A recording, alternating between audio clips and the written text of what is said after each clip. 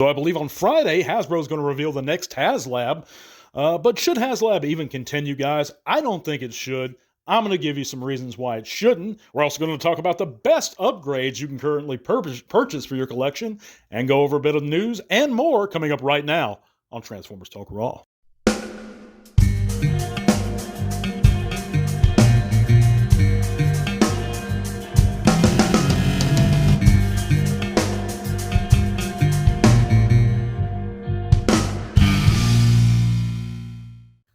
Welcome back, guys and gearheads, to another Transformers Talk Raw here on YouTube or Spotify, however you're listening. Appreciate you coming in and checking the show out, guys.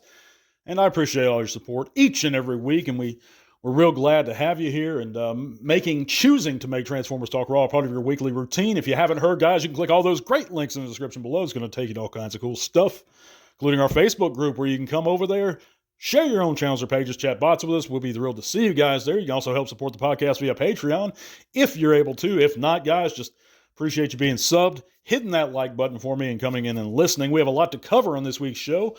But let's top things off, guys, by explaining why I believe that HASLAB needs to go ahead and die.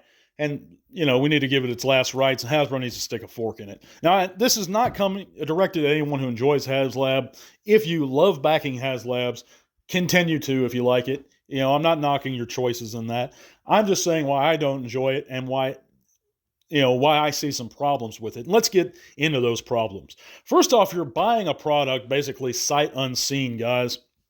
When we're in a retail store, we're on the hunt, we can look at products, we can see if it has a QC issue or bad paint, something like that, which happens often, and we usually choose the best ones if there's multiples there.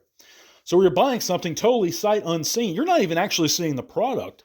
Most of the time, I believe you're just seeing a 3D rendering of it. That's a big issue, with paying so much for something. But it leads me to my next point, is you have QC issues.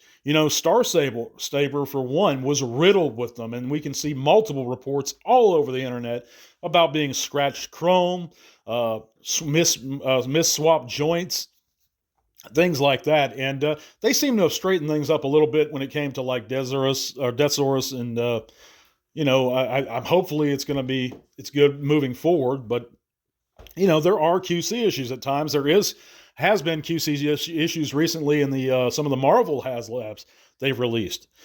But moving on to my next point, and this one's way more serious than both of those, is that actual children, are shortchanged. They're releasing the main protagonists now as HASLABs of different series now. We have Optimus Prime and RID that's not going to be available to purchase from an actual child, most likely. Whereas back in the day, a kid could buy the RID Optimus. Now they won't have a chance to. Most children do not have access to that kind of money. I didn't, and you probably didn't. And so they're just screwed if they can't get into RID, and if they do, they're probably not going to be able to purchase the main protagonist of the series. It's ridiculous. That figure should have never been a HASLAB. That's my opinion. But you also have shipping delays, and there's been reports of those various times for HASLAB figures in the past. And I've done my research on this, guys. There's no denying it. There has been shipping problems at times. But you also have the possible failure of it backing. And that, in my opinion, or to my knowledge, has not occurred with any of the Transformers HASLABs so far, but it has occurred with very much anticipated figures, very much talked about figures, because like the Star Wars Rancor, which was talked about in the fandom for years. I collected the Black Series Star Wars for the longest time. I collected the vintage figures, and this was one that everyone, or it seemed like everyone, was excited about, but it just didn't get the number of backers it required. So it is a possible failure. And I think there's more issues that could arise, but that's just ones off the top of my head. Let me know in the comments what you think, guys. Again, if you love HASLAB, I'm not knocking you or your decisions, and go on, keep buying them. I know that there's some really cool looking figures. It's just the entire process I don't care for, and I don't think that certain ones should ever be released that way, especially like Optimus, Magnus from any series, because Optimus Prime is the main protagonist 9 times out of 10 of any Transformers series he's in. So that's my opinion. But anyhow, let's move on, guys. to the best possible upgrades you can get for your collection. And of course, I don't really go into any of the specific stores, but I just browse eBay for upgrades, and these are a few of the best ones I've seen. Of course, recently I've received this Kingdom Rodimus head upgrade for about $25 shipped from China, and I think it does this figure a world of good, guys. I highly recommend it. It's not too difficult to install. They actually, you just need a little tiny screwdriver. I went up the road and bought one. I didn't think I had one in that size in the toolbox, but it was an easy swap. And I put a little dot of glue in there to hold it together, help hold together. It held fine before that, but just to make it more secure. It doesn't affect this transformation, as you can see, and it works really well. And I think it's just massively better than what was installed previously. But we also see these Menasor height extensions and swords for our legacy Menasor.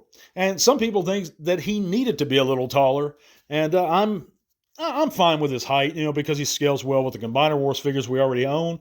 So I'm really kind of fine with it. But these upgrades are available from Transformers Lab here in the US, and they're pretty reasonably priced. Of course, we have various G1 3D printed replacements and upgrades. Like now they're offering stuff for you to, wings for some of the monster bots, small guns for the Target Master Juniors. Some people are making or 3D printing helmets for Bludgeon on eBay, the original Bludgeon, and stuff like that. But ones I really noticed recently were these $25 upgrades for Ironhide and Ratchet, and it makes an unacceptable figure that was always kind of shitty, pardon my language, into a very good figure, or at least a decent figure. And like I said, for $20 shipped, it gives them an actual head, arms, and it looks decent on the shelf. So that's something to consider if you're a G1 collector. We also know that Transformers Lab is offering a Legacy Breakdown spoiler and gap filler upgrade for about $19 shipped. TF Lab's they're a trustworthy source. I've done business with them a couple times, and they actually messed up one order, but they replaced it real fast. Real friendly, folks. Check those out on eBay. But if you have any recommended upgrades, let me know in the comments, guys, and share them with the other listeners down there. And again, I appreciate it. But let's roll right along to this week's news and our poll results. Check out the poll results. And last week, we asked the question, what series was the greatest of all the Transformers series? And out of 295 votes, a lot of people participated in this one, guys. 48%, almost half, chose G1, with only 37 choosing Transformers Prime, and that came in second. Beast Wars, surprisingly, only got 13% of the votes. A few people in the comments stated animated, and I think all of those are up for contention. In my personal opinion, of course, it's G1, just because it started everything. It deserves that honor, and it actually did have some decent writing in it, and at times, some really great animation. That's my opinion, but of course Beast Wars was awesome, and all of the series are awesome if you enjoy it, and that's the most important part, guys. That is my opinion, but let's go ahead and cover this week's news.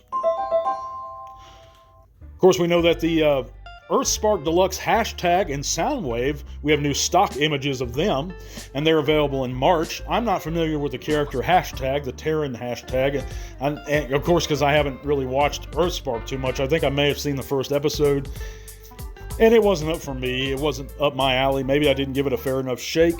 But for those who enjoy it and are looking forward to these figures, they'll be out soon. The Soundwave kind of gives me a Generation Scourge vibe. The old one that turned into a stealth bomber, a futuristic one anyway. So he looks pretty neat. But anyhow, we know that Arif S. Kinchin is to attend TFCon LA March 7th through the 9th. And of course, he was the voice of Jazz in 2015's RID. And if anyone's attending TFCon LA, be sure to go say hi to Mr. Kinchin and let him know T-Talk Raw also says hi. We also have some really cool news that Bob Budiansky's G1 profiles are now available to view online via the Sunbow Marvel Archive.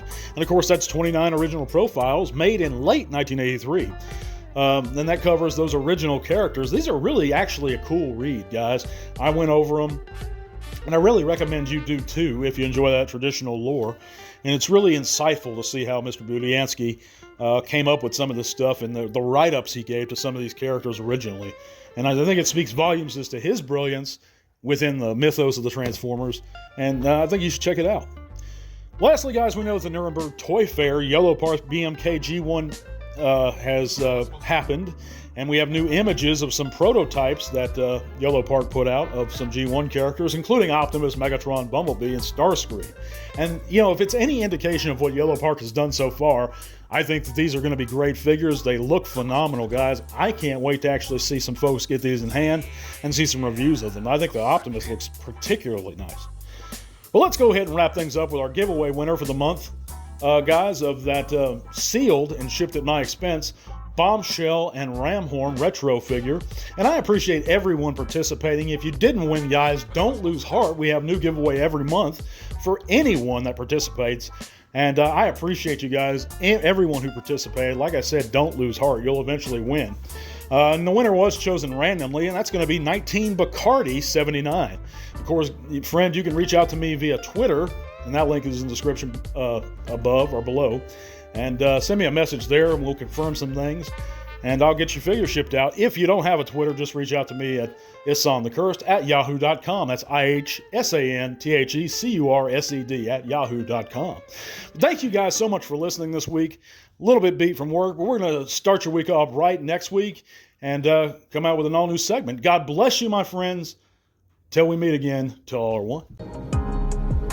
This podcast is made possible thanks to the support of listeners like you. Thank you.